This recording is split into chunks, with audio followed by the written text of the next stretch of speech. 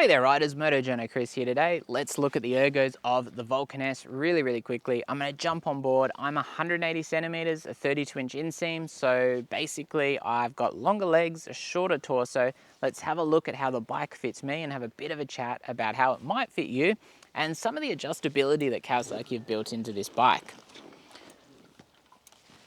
So 705mm seat height. The bike is, I think, 226 kilos, but you don't feel the weight because of it being a cruiser essentially. It's long and low, nicely balanced. It does have these fairly tall bars and there's a little bit of a reach to them. For me, again, at my size and height and with a shorter torso. And I do believe there's two bar adjustment positions. One brings them a little bit further back to you, which I'd probably appreciate because it is a little bit stretched out. However, once I'm kind of relaxed on the bike, it works quite well for me. Very sculpted seat, which gets you feeling like you're in the bike. You're not just sitting kind of perched on top of it, which is nice. It definitely helps the overall feel of the bike. And then a very natural reach to those foot controls, which obviously are the more forward controls. They're not extremely forward, but they are very much the forward controls. And while I'm not a huge fan of forward controls, they work very well here. Really no complaints from me at all. And there's, I believe, 3 points of adjustment in those pegs, which can, I think, even bring them almost back to a mid control. You do need a different shift rod, which is an accessory to buy to do that. And that gives you quite a bit of adjustment on the bike to get it to fit you perfectly, which is nice to see because we don't always see that on these kind of style machines, especially a very value-driven machine. There are adjustable levers, which I think on a 650 should be the norm. But again, that's another point of adjustment to make sure that you can reach that brake lever and that clutch lever easily. It's just a regular clutch and fairly light clutch pull. What else is there to talk about? Good vision through those mirrors. It's a simple dash. It's an analog tacho, so you do get a tacho, which isn't always the case on a cruiser. And then a little LCD dash here, which gives you plenty of information, which is really nice to see. It's a bit old school, but it does the job. And if you're a new rider or an inexperienced rider, I think this is going to be an easy bike to jump onto and to really enjoy. As far as the ergonomics and the comfort, if you're a really short rider, basically there's the Ergo Fit program, as Kawasaki call it, on this bike. Some dealers actually have it set up so you can jump on the bike and they can adjust the bars, the seat, and the pegs for you. And that's kind of broken into like a shorter rider, a medium-sized rider, which is probably like me, and then a taller rider over 6'1", and each of those loadouts gives you, a slight tweak to the ergonomics. They reckon there's 18 different combinations of those three things that they can show you or demonstrate to you, and then you can settle on the one you want. From what I have seen, that's not available everywhere, and in some cases you've got to pay for the accessories which do that. Like the seats, unfortunately, from what I understand, the seat actually isn't just the same seat that moves, it's 3 different seats. But if they're able to do a swap for you for free, that's a pretty good feature, which obviously is going to help, particularly because seats tend to be quite expensive. I don't mind the comfort of the seat. I've done some longer rides. It's, pretty good for probably an hour. At 2 hours with some touring pants on, which add quite a bit of extra padding, I thought that was okay. But for much longer, it does get sore, despite being such a nicely sculpted and padded seat. So they've done a pretty good job there.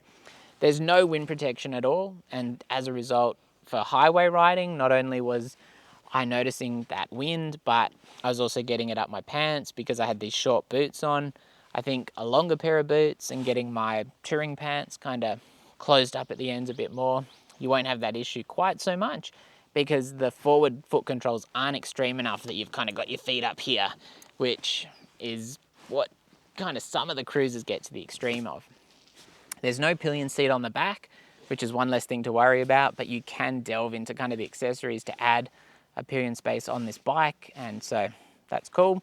The bike itself, it actually feels fairly light. For 226 kilos, it does have a little bit more heft to it than the Eliminator, but it's not as much as I expected. It's nice and low, nicely balanced, and they've done an exceptional job in making this quite an easy bike to jump onto, particularly as a 650. And while cruisers do tend to be much easier to jump on because they're so long and low, and the center of gravity is low as well, they've done a particularly good job here. I personally thought, having ridden the Eliminator recently, I'd much prefer the sportiness of the Eliminator and the lighter weight. But to be honest, I jumped on the Vulcan S and my first thought was, wow, this thing is so good. There's really not a huge advantage to the Eliminator, except perhaps in that weight, because it is quite a bit lighter, and it feels like a smaller machine as a result. But for a bigger rider, you might actually prefer this.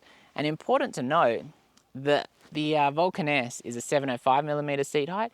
It's 30 mils lower than the Eliminator, so in actual fact, if you're a shorter rider and you jump on the Eliminator and go, oh, it's a bit tall, this might do the job for you instead, which is pretty cool. Adjustment on the forks, basically nothing. And when I say basically nothing, I mean nothing. They're just a 41mm fork, I think 130 mils of travel, but I had no complaints about the front end. There is a single offset shock, which just kind of runs down under my leg there, and it has preload adjustability, which just gives you a little bit of adjustment depending on your weight. And I did find the rear shock a little bit harsh, and I do normally kind of include those kind of observations in my ergo video. I'm 75 kilos. I did have my camera bag, which probably adds another 10 kilos, but on the harsher bumps with the roads that were quite bad today, it was bumping me up out of the seat, but really not too much to complain about because the seat itself is nice and comfortable coming back down, and I did have some room on the preload to adjust it. I just didn't have time today. So that is something to keep in mind. I think for a cruiser, it's certainly above average, but perhaps not quite as comfortable on that rear shock setup as the Eliminator, which runs the 2 shocks and is a bit of a more traditional dual shock setup to the single shock on this. So something to keep in mind there. There's no traction control, there's no ride modes, nothing like that. I don't know if I mentioned it's just a cable clutch, but not too heavy, fairly light front brake, and lots of power on that rear brake. And yeah, that's basically the rundown of the Vulcan S. I think if you're a new rider and you're thinking to yourself, oh, would a 650 really be suitable, or is it too much bike for me?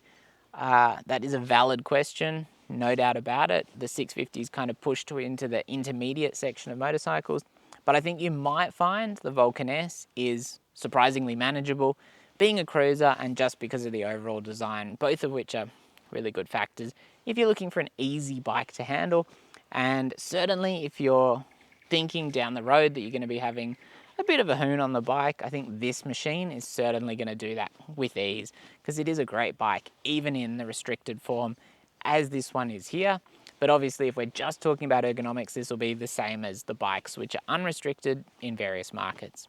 If you've got any questions about the Vulcan S, just let me know down below in the comments. As always, stay safe out there. There is a written review up at mcnews.com.au, and I'll have a full review video up as well with my thoughts. So don't forget to check those out if you're interested. As always, stay safe out there, and thanks for watching.